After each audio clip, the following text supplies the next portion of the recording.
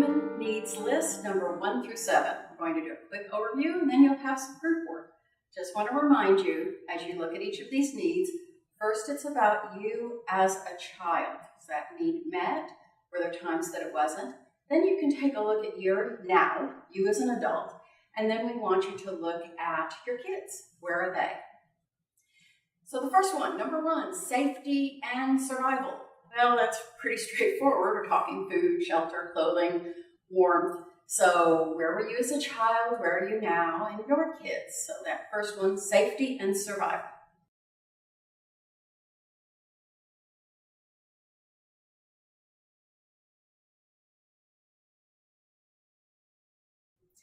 Number 2 is touching. It is absolutely imperative that we have good, healthy, good kind of touching, especially babies. They have to have been held and touched by their mom. So some of us came from families that they were very huggy-feely, touchy families, and some of us were not. How are those needs met? There is also bad touch. Some of us were abused in our early childhood. Maybe it's happened to some of our kids. We are talking about positive, healthy touch, and that's the second human need.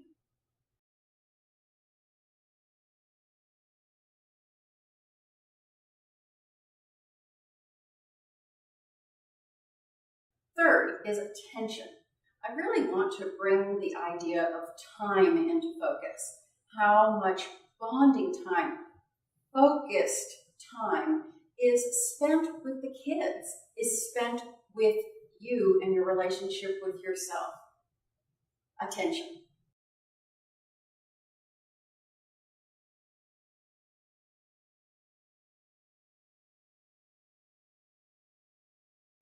Number 4 is validation. Your ideas, your emotions are important. Did you get that when you were young? There's some great ideas in the manual. One of the things that I really like is the idea of meal times, that each person has a time to tell something, the nicest thing about their day, or what's one nice thing I did today. It doesn't make any difference what it is, but each person has their time, no matter what their age is. We get the same amount of time, and we're listened to without any judgment, without making fun of what somebody's thoughts or feelings were. Validation.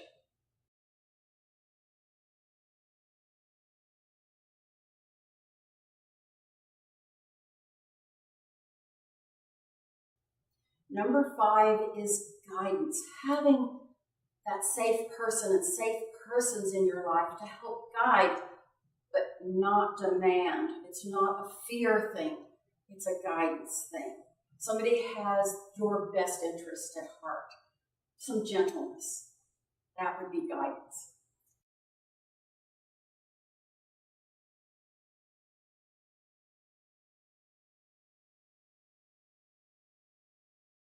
Number 6, so huge, non-judgmental listening.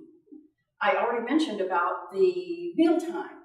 That would be a great place to train non-judgmental listening. Everybody get used to. Doesn't make any difference if Susie's 5 years old and the best part of her day is she saw a frog. We don't laugh at that and dismiss it. That's an important part of her day. Many of us were judged as kids. I don't know how many times through decades I have overheard parents say, "You don't stop crying, I'll give you something to cry about."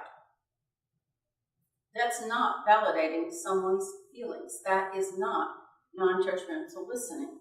We all need to cry and need to not be judged about that.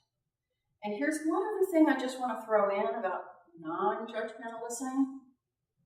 Can you listen to yourself without being judgmental about you?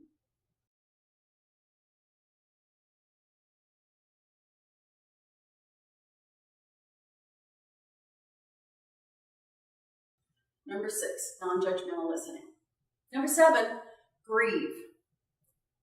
Any change, even good change, brings grief.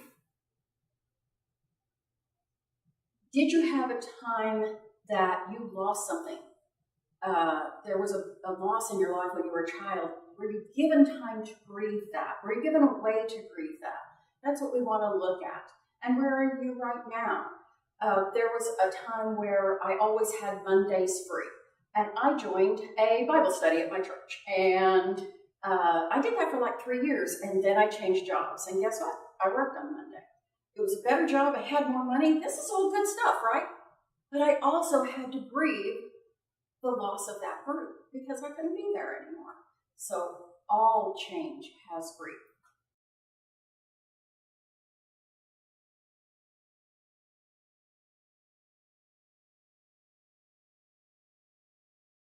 This is the first section of the human needs list. Now let's take some time and do group work.